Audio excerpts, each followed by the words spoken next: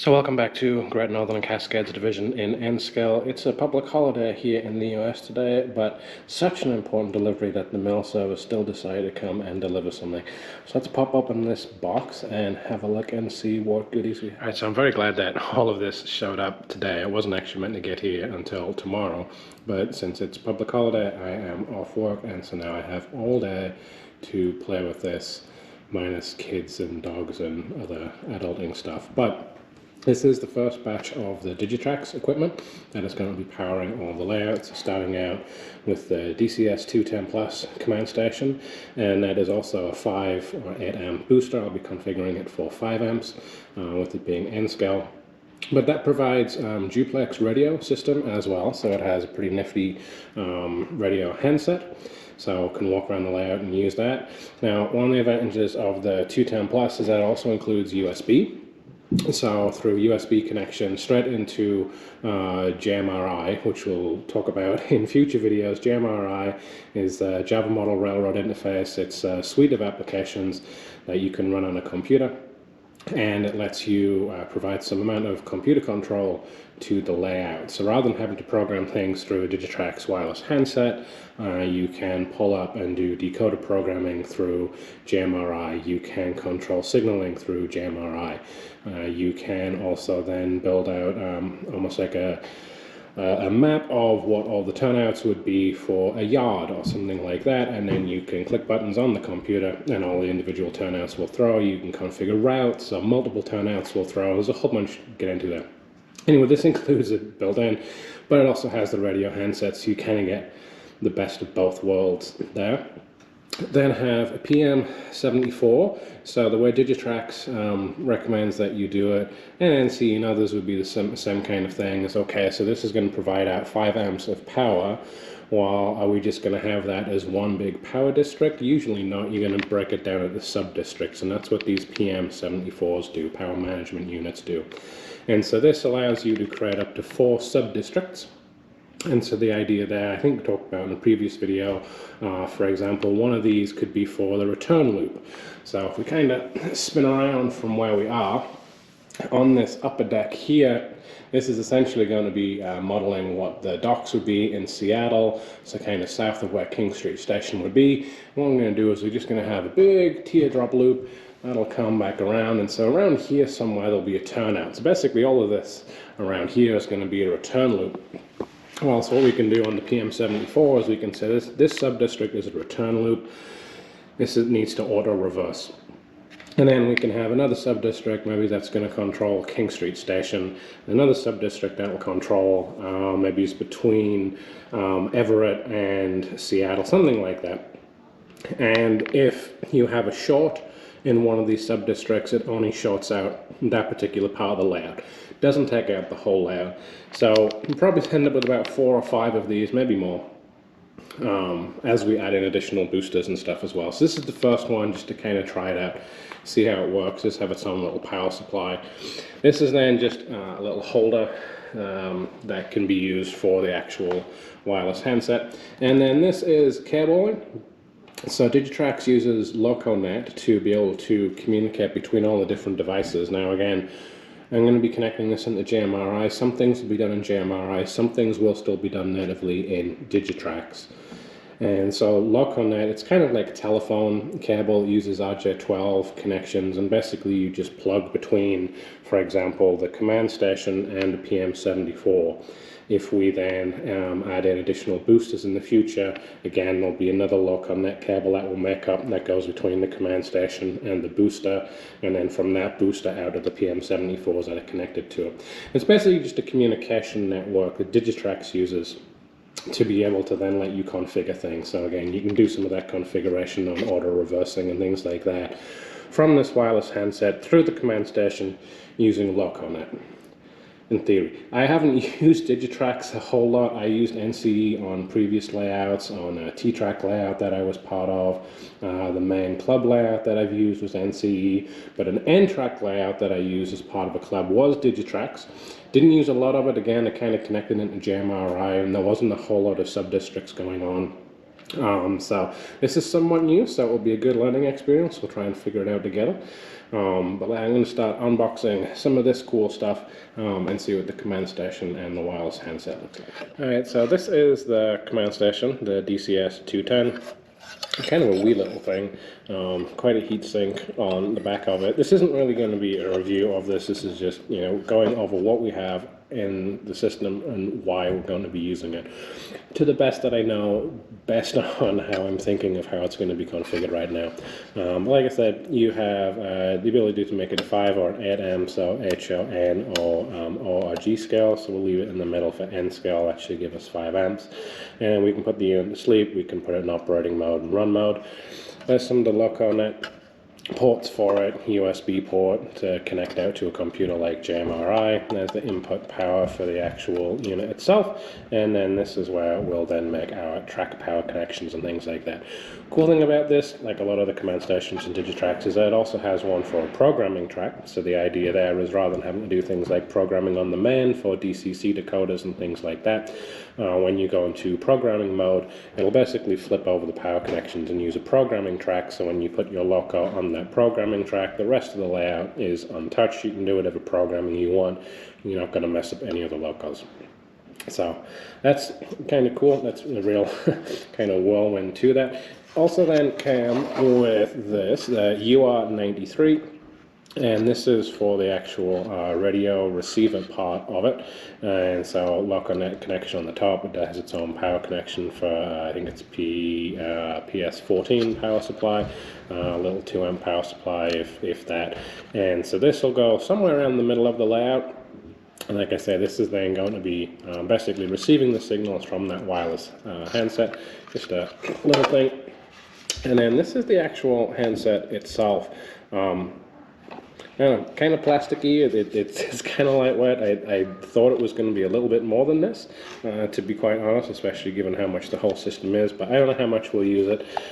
3 AA batteries to it, but the idea is that you're going to have then dual control. You can control 2 trains at a time, just up and down. So I do kind of like this kind of rotary controller compared to what the NCE unit had, and then it's got some of the main functions pretty clearly defined. I'm guessing 0 will be for lights. This is probably going to be for whistle. This is going to be all stop on the layout. This is probably going to be to power things up and on and off, getting into menus. So compared to the NCE power cab control that I had, this is a lot more cut down, but I think the programming is a little bit more intuitive from what I've read. Like I say, I do like the dual controls like that. On the NCE power cab, you only controlled 1 at a time, and there was like a scroll wheel up and down, but that doesn't feel quite as intuitive as kind of doing that. I don't know. And also when you could run 2 trains at the same time off the power cab, but basically I think you had to press recall and it would switch back to the other train, and then you could control it, and you had to press recall again, and then you could control it. So I don't know, there were times where I didn't get recall and it would then be doing the wrong train. So being able to automatically, I guess just instantly have 2 train control, that's kind of cool. So that's the basics of it. There are some other things that were in the box. There's like a little lanyard that can go on the bottom there, so then you could hang this around your neck and stuff like that. There was a little USB cable. There was a couple of short LocoNet cables, because I think when we first start out, you connect in the command station, then you have to connect this handset via a LocoNet cable, just so that the 2 can communicate with each other. The same with this. The UR93 has to be connected so it understands, okay, this is the receiver that's connected into this particular station, and then this is the handset that the UR93 needs to be looking for. Again, that's the theory of it. That's as much as I figured out from quickly looking at the instructions. So we'll try and connect some of this up and see if we can actually make it work. All right, here goes nothing. This can't be that hard, right? We'll figure it out. Alright, so step 1, at least, have not blown anything up, have not needed to use the fire extinguisher. Command station is connected, flashing because there's no track power connected, but do then have this wireless handset connected through LocoNet initially, just that it knows that it is connected. Kind of cool. And so as you move between the different throttles, it will automatically change between the 2. left throttle, right throttle. So that's kind of cool that you don't have to do that kind of recall thing on the NC.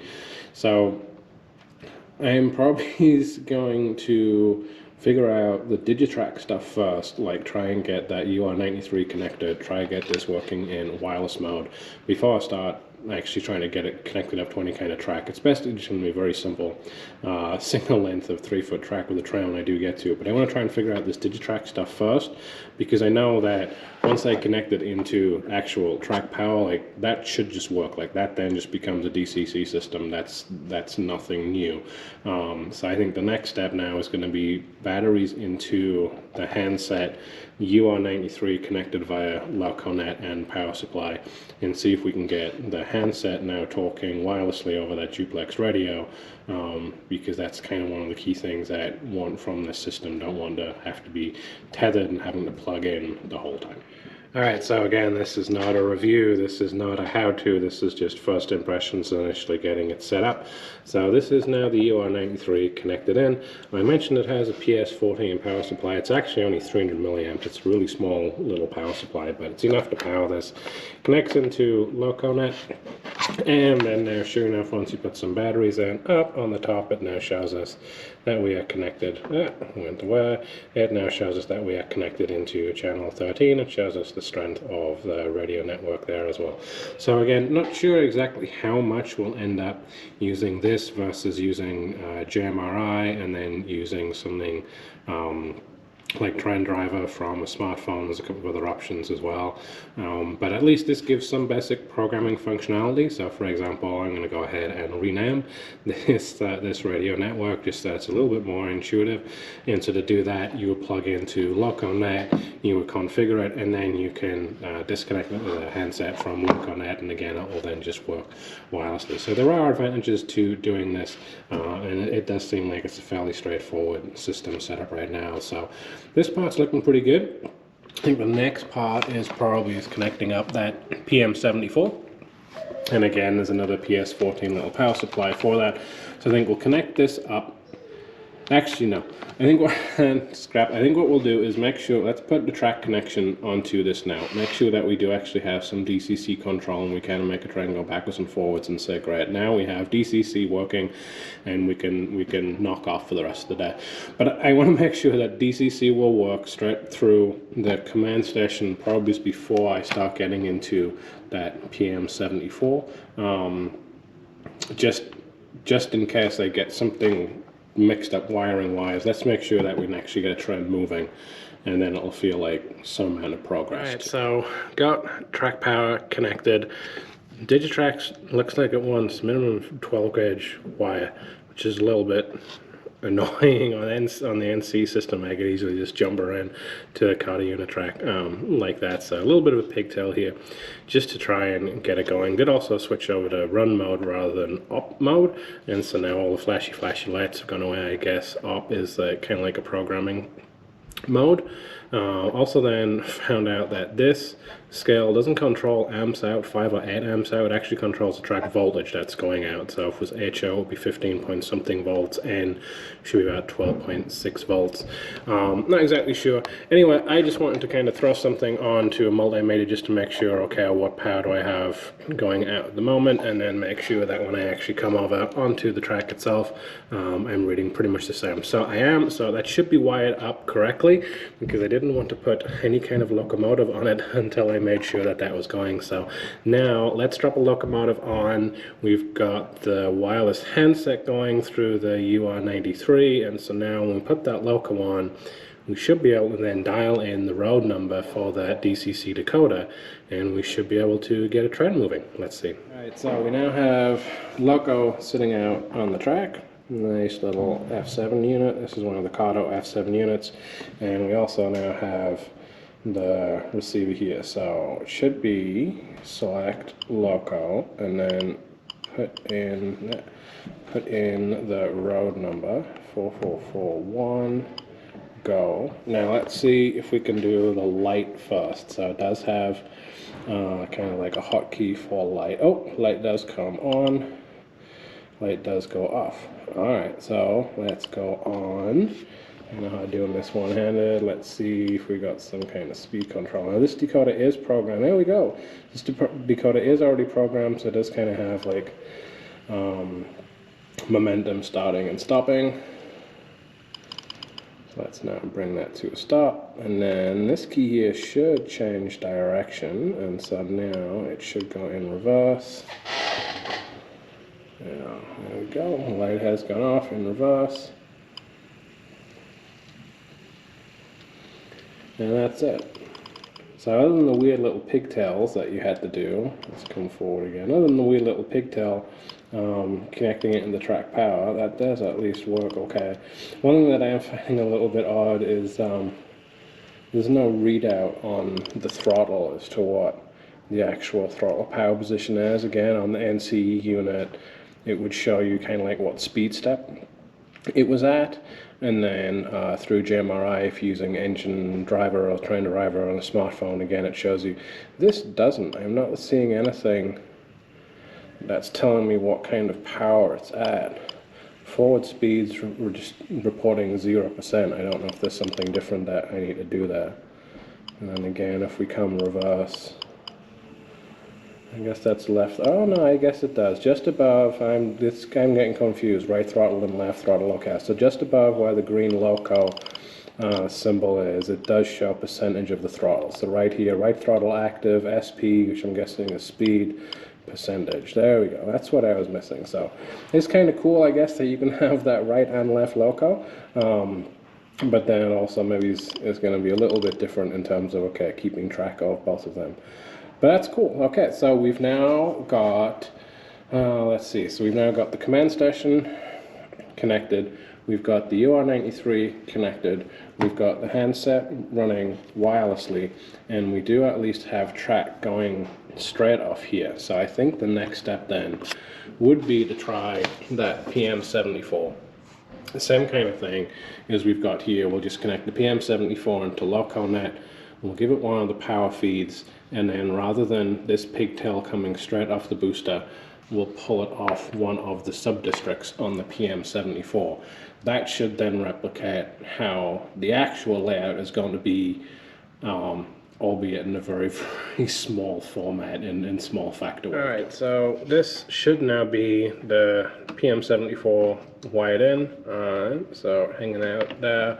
So just took the track power connection that we have been running out to the Unitrack before. Now that feeds into the PM74. It is connected via a LocoNet cable as well. Again, just that I can receive some of those DCC commands. And then now the COTA Unitrack is connected into one of the sub-districts. So we've got sub-district 1, 2, 3, and 4 on the PM74. And the same kind of thing as I did before. I just want to make sure, power-wise, what I have coming off there, and now what I have on the rails. So that matches, so now I'm comfortable putting the loco onto the track again and seeing if we can make it. So same kind of thing as before. Let's see if the light will come on. It will. That's a good start. And now let's see if we can actually get some movement on the locomotive. There we go. And let's stop that. See if we can get it to go in reverse as well. Perfect. I'll bring that to a stop, and let's just bring it forward a little bit again.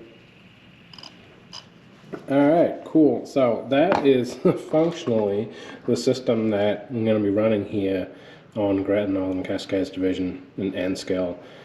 There's going to be a lot more to it, but functionally we now have command station, that DCS210 plus, UR93 duplex radio receiver running through that DT602D controller, and then from the command station, at least right now, we have one of the PM74 power distribution units, and that's giving us one power sub-district. We'll end up using all four of these. I'm thinking what I'll have up top on the upper deck is one that will control that reversing loop around by Port of Seattle, Seattle docks. be another sub-district that will probably then control the King Street Station area.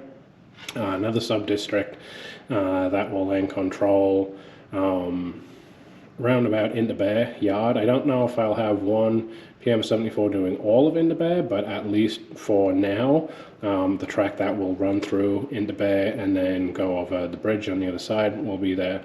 And then another sub-district will basically be what would essentially run through Everett, some of the industries through Everett, and then head out towards Snohomish and Monroe. So there'll be the 4 sub-districts up on that upper level that we'll be putting in to start out with. And that should be fine just off this one 5-amp booster.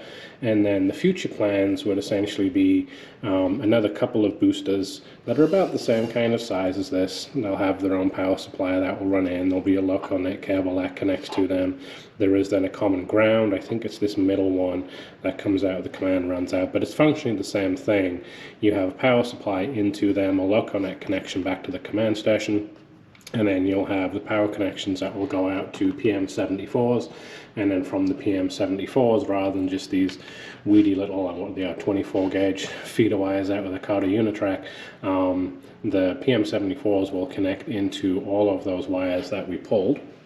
So if we come and look over here, all those blue and white spools of wires that will pull through, because the majority of this equipment will live underneath here.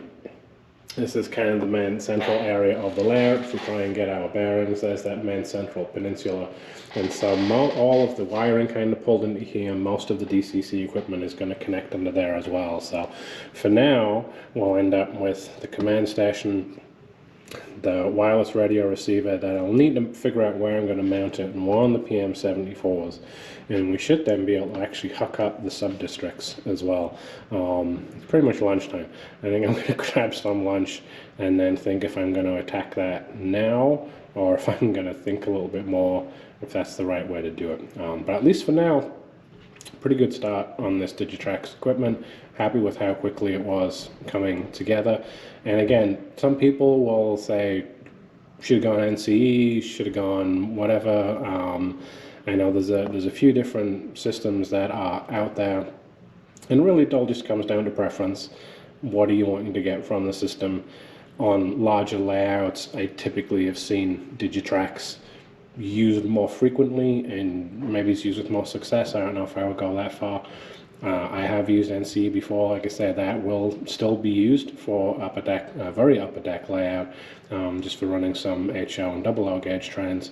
But honestly, just the scale of this layout and the availability of all the different Digitrax components without having to kind of mix and match stuff, my kind of main gripe against NCE is that one, availability of some of their equipment is pretty limited, and it has been for a long time now, whereas Digitrax have figured out their supply chain issues and have got things in stock again that you can purchase. But then there's a lot of things that kind of third-party products that you would then tag in with NCE if you want to do like 5-amp boosters, if you want to do some of the auto reversing stuff. Like, it's just not, I guess it's not as neat and put together in my mind. And again, maybe I'm missing something with that NCE suite of products. Digitrax, this has taken maybe an hour, if that, from opening up that USPS box to now getting all of this functionally connected, which is more than just hooking up Carter Unitrack straight into a command station. You know, we've done the wireless receiver, we've done the pairing, we've done the naming of the radio networks, we've hooked in the power distribution module, and now we've got sub-district power control as well. And that's all straight out of the box, fairly easy to understand, fairly easy to do.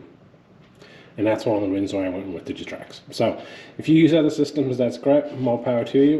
Whatever works for you, that's kind of one of the beauties of model railroading. You can pick and choose what it is that you want to use and what fits your needs. For me, it's Digitrax, and now that I've made this investment in Digitrax, that's where it's going to be going forward. So I'm probably going to go grab some lunch and then see if I can figure out actually connecting some of this up properly and mounting this. And then maybe I can quick drop some of this Carter Unitrack up on the upper deck and run a train around and actually see for real how this now would start to look. Okay, so starting to somewhat patch things in now. Put a little shelf in underneath the benchwork here, just to kind of hold stuff for now. I'm not actually going to be screwing in PM74s because I think things are going to change quite significantly once I start to add the rest of the stuff. but at least now this is the first of the power subdistricts connected in. It should be up and north, and so if we swing around, see if I can grab my multimeter as I go and drop things as I go. What we should find now is those cables hanging down. Alright, this is now with the rest of that connected up. So all of those other subdistricts are connected in. And they're all labeled as well for my OCD. I do also have the UR93 connected in now in terms of being able to do that wireless radio for the throttle. So they're just kind of hanging out now. Did have to make up one of the local net cables, cut to length, so that was kind of cool. I've patched hundreds and hundreds of Ethernet cables, so doing the local net wasn't too different. So if we kind of back out a little bit, we still have the massive cables on the middle deck and the lower deck, but all of the cabling on the upper deck now kind of comes in somewhat neatly and kind of runs its way down. The DC bus, accessory bus that we did in the previous video, and then we come down to all of that stuff for the DCC. So that's all cool. And if we kind of spin around, follow the white and black cable that's hanging out here, this is the power for that UR93, and so that is then mounted somewhat in the middle of the room. So if we kind of take a step back, this is in this central peninsula, and so it's about the middle of that peninsula. It's probably about 12 feet down, and so that's right around the middle. And so in terms of the radio network, that's looking pretty good. So up here we got a length 2x4, we got that Carter Unitrack connected with little pigtails into the end. But now what we should be able to do is, let's turn its lights on. There we go. And so we should now be able to actually move trans up on the top deck. So at the moment it's just, you know, about 2 feet of Carter Unitrack, if that. But it's at least something. It is trans moving. I think I'm going to add a little bit more, just so that we'll be able to have a little bit more fun, run a little bit longer trans. I've got 2x4 running all the way down just to kind of raise it up a little bit and give some kind of idea as to what it would look like. I'll turn the light off there. So that is the Digitrax system in place, and all that was just running through the wireless controller, so that's all working perfectly too. So pretty good day getting all this connected in. All of the sub-districts, power districts on that upper level are now connected, all 4 of those. That's at least enough that I could start to play around and run a little bit more track. I do need to figure out lighting. I have an electrician coming back tomorrow to kind of check my math on some stuff. So let's put a little bit more track down up on this upper level. I'm not going to use Carter Unitrack. It'll all be code 55, either Micro Engineering, Atlas, Pico, I haven't decided yet. But Carter Unitrack is really, really quick and easy just to throw down and test out. So let's get a little bit more track down and run some trends.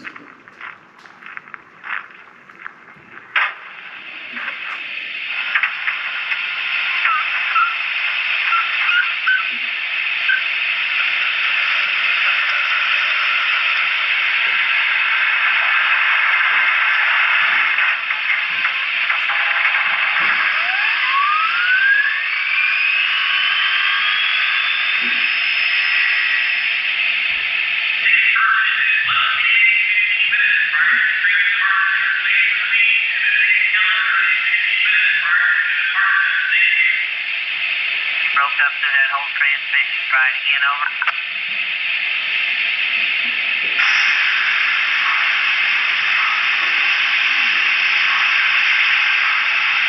I don't know if you'll be able to come out or not, but that's all I got today, over.